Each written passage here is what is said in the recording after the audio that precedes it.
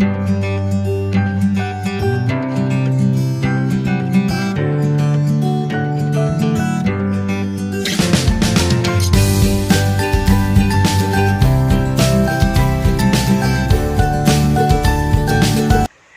Friends, ഇന്ന് ഞാൻ നല്ലൊരു റെസിപ്പി ആയിട്ടാട്ടോ വന്നിരിക്കുന്നത്. അപ്പോൾ ഇത് നമുക്ക് പെട്ടെന്ന് ഉണ്ടാക്കാൻ പറ്റുന്ന ഒരു രസമാണ്, തക്കാളി ഇല്ലാത്ത രസം, ഒരു തട്ടിക്കൂട്ട് രസം. വളരെ പെട്ടെന്ന് ഉണ്ടാക്കിയെടുക്കാൻ പറ്റുന്ന രസമാണ്. ഞാനിപ്പോൾ വളരെ കുറച്ചേ ഉണ്ടാക്കിയിട്ടുള്ളൂ, കാരണം ഇവിടെ ഞങ്ങൾ 4 പേരേ ഉള്ളൂ, 2 കുട്ടികളുമാണ്. അപ്പോൾ അവർ കുറച്ചേ കഴിക്കുള്ളൂ. അപ്പോൾ അതുകൊണ്ട് കുറച്ചാണ് ഉണ്ടാക്കിയത്. അപ്പോൾ നിങ്ങൾ ഈ അളവിനനുസരിച്ചിട്ട് കൂട്ടോ കുറയ്ക്കുകയൊക്കെ ചെയ്യാം കേട്ടോ. അപ്പോൾ നമുക്കിത് എങ്ങനെ ഉണ്ടാക്കുന്നത് നോക്കാം. ആദ്യം തന്നെ ഒരു ചീനച്ചട്ടി സ്റ്റൗവിൽ വെച്ച് ഓൺ ചെയ്യുക. അതിൻ്റെ കൂടെ ആവശ്യത്തിന് വെളിച്ചെണ്ണ നിങ്ങളുടെ ഇഷ്ടത്തിന് ചേർത്തോളൂ കേട്ടോ. അപ്പം നമുക്കിതിലേക്ക് കടുക് ഇട്ട് കൊടുക്കാം. അപ്പോൾ കടുകൊക്കെ നന്നായിട്ട് പൊട്ടിയിട്ടുണ്ടാവും. അപ്പോൾ ഇനി നമുക്ക് കുറച്ച് കുഞ്ഞുള്ളി അരിഞ്ഞത് അങ്ങോട്ട് ചേർത്ത് കൊടുക്കാം. നമ്മൾ ഉള്ളി മുപ്പിച്ചൊഴിക്കില്ലേ അവസാനം, അതേ പ്രോസസ്സ് തന്നെ നമ്മൾ ആദ്യം ചെയ്യുന്നതേ ഉള്ളൂ. അവസാനം ഒഴിച്ചാലും കുഴപ്പമൊന്നുമില്ല കേട്ടോ. നിങ്ങൾക്ക് ഒന്നുകൂടി ഒഴിക്കണമെങ്കിൽ അവസാനം ഒന്നുകൂടി ഒഴിക്കാം.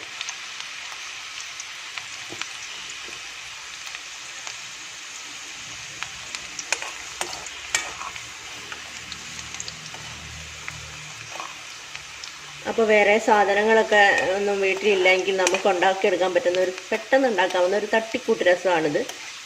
നല്ല ടേസ്റ്റുമാണ്.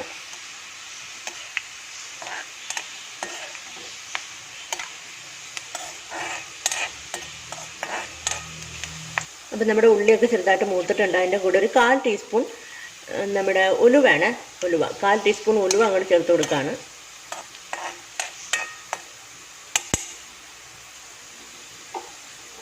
അതിൻ്റെ കൂടെ നമ്മൾ എടുത്ത് വെച്ചിരിക്കുന്ന കുരുമുളകും വെളുത്തുള്ളിയും ചതച്ചത് അതുകൂടി ചേർത്ത് കൊടുക്കുകയാണ്.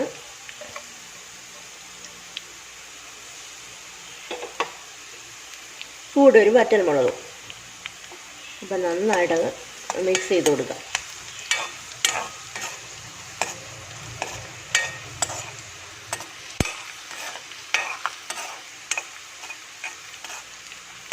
ഇതിപ്പോൾ കടുക് വറുക്കുന്ന ആദ്യമായതുകൊണ്ട് നമുക്ക് പിന്നെ ഒന്നും ചെയ്യണ്ട. അപ്പോൾ ഈ ഒരു ചീനച്ചട്ടിയിൽ തന്നെ നമുക്ക് എല്ലാ പരിപാടിയും തീർക്കാം.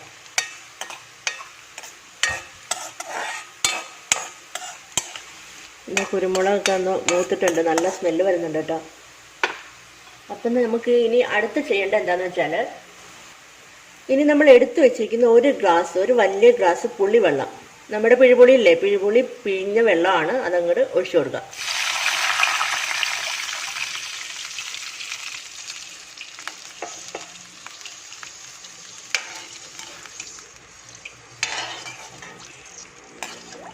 അതിൻ്റെ കൂടെ ഒരു 1/4 ടീസ്പൂൺ മഞ്ഞൾപ്പൊടിയും കൂടി ചേർക്കുകയാണ് കേട്ടോ.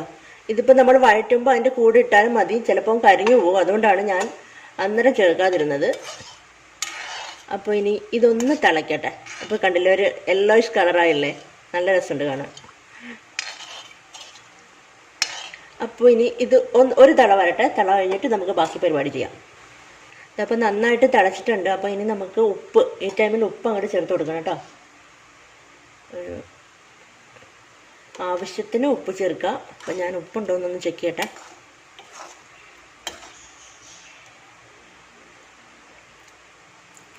അപ്പോൾ ഓരോരൽപ്പം കൂടി ഉപ്പ് വേണം. പുളിവെള്ളം ആയതുകൊണ്ട് നമുക്ക് ഉപ്പ് ചിലപ്പോൾ കുറച്ച് കൂടുതൽ ചേർക്കേണ്ടി വരും, കാരണം ആ പുളി ഒന്ന് ബാലൻസ് ചെയ്യാൻ വേണ്ടിയിട്ട്.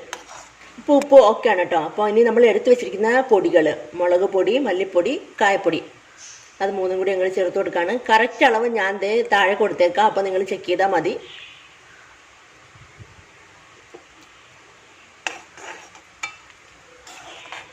മുളക് പൊടിക്ക് പകരം പച്ചമുളക് ചേർത്താലും മതി. ഞാൻ പറഞ്ഞില്ലേ നേരത്തെ, എൻ്റെ മക്കൾ ചിലപ്പം കഴിക്കില്ല, എരിവ് കൂടുതലാണെന്ന് പറഞ്ഞു.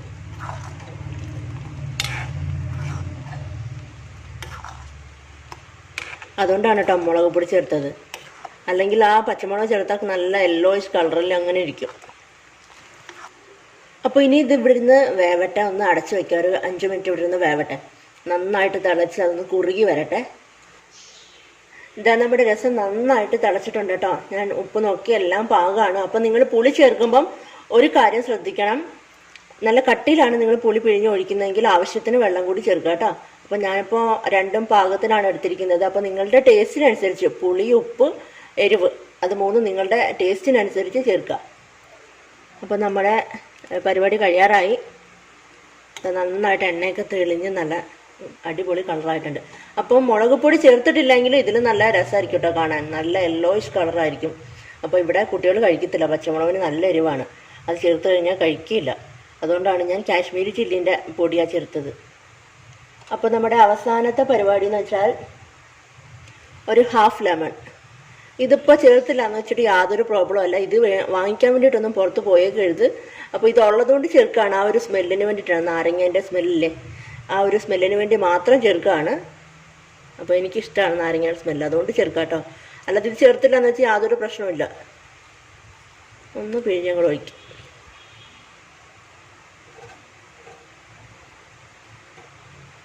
അതിൻ്റെ കൂടെ ഒരു 2 വെളുത്തുള്ളി ചതച്ചത് അവസാനത്തെ പരിപാടിയാണ്, അതും ആ ഒരു സ്മെല്ല് കിട്ടാൻ വേണ്ടി മാത്രം. അതിൻ്റെ കൂടെ നമ്മുടെ രസത്തിൻ്റെ മെയിൻ സാധനം മല്ലിയില, അങ്ങനെ ആവശ്യത്തിന് അങ്ങോട്ട് ഇട്ട് കൊടുക്കുക.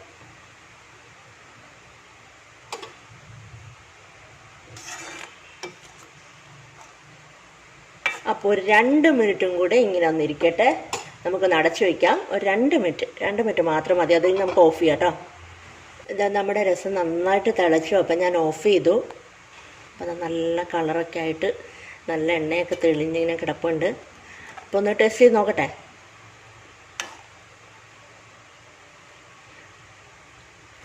സൂപ്പറായിട്ടുണ്ട്. എനിക്ക് നല്ല ഇഷ്ടമാണ് ഈ നാരങ്ങയൊക്കെ ചേർത്ത് നല്ല നിറച്ച് മല്ലിയിലയൊക്കെ ഇട്ട് നല്ല സൂപ്പർ സ്മെല്ലാണ് ആ വെളുത്തുള്ളിൻ്റെയും മല്ലിയിലയുടെയൊക്കെ. ആ ലാസ്റ്റ് നമ്മളിടുന്ന ആ ഒരു സ്മെല്ലുണ്ടല്ലോ, ആ സാധനത്തിൻ്റെയൊക്കെ ഒരു സ്മെല്ല് സൂപ്പറാട്ടോ. അപ്പോൾ നമുക്ക് വളരെ പെട്ടെന്ന് ഉണ്ടാക്കിയെടുക്കാൻ പറ്റുന്ന ഒരു കുഞ്ഞു രസമാണ് ഇത്, തട്ടിക്കൂട്ട് രസം. സൂപ്പർ ടേസ്റ്റുമാണ്, നമുക്ക് ഒരുപാട് ചോറ് കഴിക്കാം, ഒരു പ്ലേറ്റ് അല്ല ഒരുപാട് ചോറ് കഴിക്കാൻ പറ്റും ഈ ഒരു രസം മതി.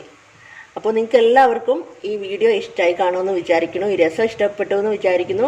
അപ്പോൾ ആദ്യമായിട്ട് എൻ്റെ ചാനലിലേക്ക് ആരെങ്കിലും വന്നിട്ടുണ്ടെങ്കിൽ അവർ ഒന്ന് സബ്സ്ക്രൈബ് ചെയ്യുക, കണ്ടിട്ട് ഇഷ്ടപ്പെടുകയാണെങ്കിൽ സബ്സ്ക്രൈബ് ചെയ്യുക. അതിൻ്റെ തൊട്ടടുത്തൊരു കുഞ്ഞ് ബെല്ലൈക്കൺ ഉണ്ട്, അതും കൂടി ഒന്ന് എനേബിൾ ചെയ്ത് വെക്കാം കേട്ടോ. അപ്പോൾ ഇഷ്ടപ്പെട്ടാൽ ലൈക്ക് ചെയ്യാനും കമൻറ്റ് ചെയ്യാനും ഷെയർ ചെയ്യാനും മറന്നു പോകരുത്. അപ്പോൾ ഇനി അടുത്ത നല്ലൊരു റെസിപ്പി ആയിട്ട് വീണ്ടും കാണാം. Bye, thank U.